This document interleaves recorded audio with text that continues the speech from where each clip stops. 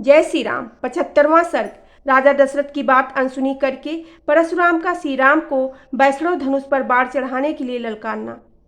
दशरथ नंदन श्री राम, वीर, सुना जाता है कि तुम्हारा पराक्रम अद्वित है। तुम्हारे द्वारा शिव धनुष के तोड़े जाने का समाचार भी मेरे कानों में पड़ चुका है। उस धनुष का तोड़ना अद्वित और अचिंत्य है। उसके टूटने की बात सुनकर मैं एक दूसरा उत्तम धनुष लेकर आया हूँ। यह है वह जमदग्नि कुमार परशुराम का भयंकर और विशाल धनुष। तुम इसे खींचकर इसके ऊपर बाढ़ चढ़ाओ और अपना बल दिखाओ। इस धनुष के चढ़ाने में भी तुम्हारा बल कैसा है, यह देखकर मैं तुम्हें ऐसा द्वंद्व युद्ध प्रदान करूंगा जो तुम्हारे पराक्रम के लिए स्पृहणीय होगा। परशुराम जी का वह वचन सुनकर उस समय राजा दशरथ के मुख पर विषाद छा गया। वे दीन भाव से हाथ जोड़कर बोले, ब्राह्मण, आप स्वाध्याय और व्रत से शोभा पाने वाले भृगुवंशी ब्राह्मणों के कुल में उत्पन्न हुए हैं और स्वयं भी महान तपस्वी और ब्रह्मज्ञानी हैं। क्षत्रियों पर अपना रोष प्रकट करके आप शांत हो चुके हैं, इसलिए मेरे बालक पुत्रों को आप अभय दान देने की कृपा करें, क्योंकि आपने इंद्र के समीप प्रतिज्ञा करके शस्त्र का परित्याग कर दिया है। इस तरह आप धर्म में तत्पर हो कश्यप जी को पृथ्वी का दान करके वन में आकर महेंद्र पर्वत पर आश्रम बनाकर रहते हैं। महामुनि, आप मेरा सर्वनाश करने के लिए कैसे आ गए? एकमात्र राम के मारे जाने पर ही हम सब लोग अपने जीवन का परित्याग कर देंगे। राजा दशरथ इस प्रकार कहते ही रह गए, परंतु प्रतापी परशुराम ने उनके उन वचनों की अवहेलना करके राम से ही बातचीत जारी रखी। वे बोले, रघुनंदन, ये दो धनुष सबसे श्रेष्ठ और दिव्य थे।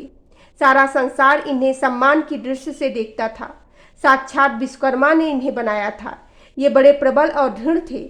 नरश्रेष्ठ, इनमें से एक को देवताओं ने त्रिपुरासुर से युद्ध करने के लिए भगवान शंकर को दे दिया था।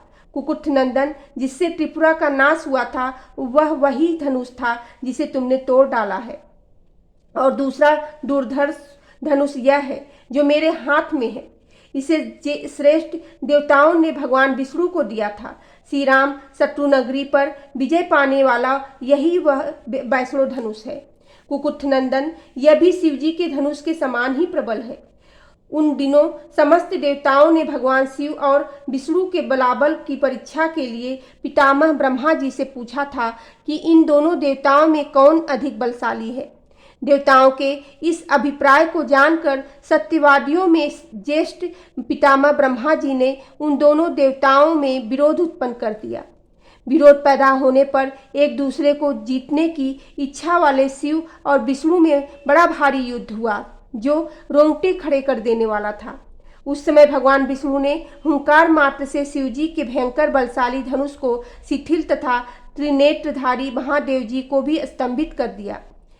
तब ऋषि समूहों तथा चारणों सहित देवताओं ने आकर उन दोनों ज्येष्ठ देवताओं से शांति के लिए याचना की। फिर वे दोनों वहां शांत हो गए। भगवान विष्णु के पराक्रम से शिवजी ने उस धनुष को शिथिल हुआ देख ऋषियों सहित देवताओं ने भगवान विष्णु को ज्येष्ठ माना। तदंतर कुपित हुए महायशस्वी रुद्र ने बाण सहित अपना धनुष विदेह देश के राजर्षि देवराज के हाथ में दे दिया। श्री राम शत्रु नगरी पर विजय पाने वाले इस वैष्णव धनुष को भगवान विष्णु ने भृगुवंशी ऋचिक मुनि को उत्तम धरोहर के रूप में दिया था। फिर महातेजस्वी ऋचिक ने प्रतीकार की भावना से रहित अपने पुत्र एवं मेरे पिता महात्मा जमदग्नि के अधिकार में यह दिव्य धनुष दे दिया। तपोबल से संपन्न मेरे पिता जमदग्नि अस्त्र शस्त्रों का परित्याग करके जब ध्यानस्थ होकर बैठे थे, उस समय प्राकृत बुद्धि का आश्रय लेने वाले कृतवीर्य कुमार अर्जुन ने उनको मार डाला। पिता के इस अत्यंत भयंकर वध का, जो उनके योग्य नहीं था, समाचार सुनकर मैंने रोषपूर्वक बारंबार उत्तम हुए क्षत्रियों का अनेक बार संहार किया।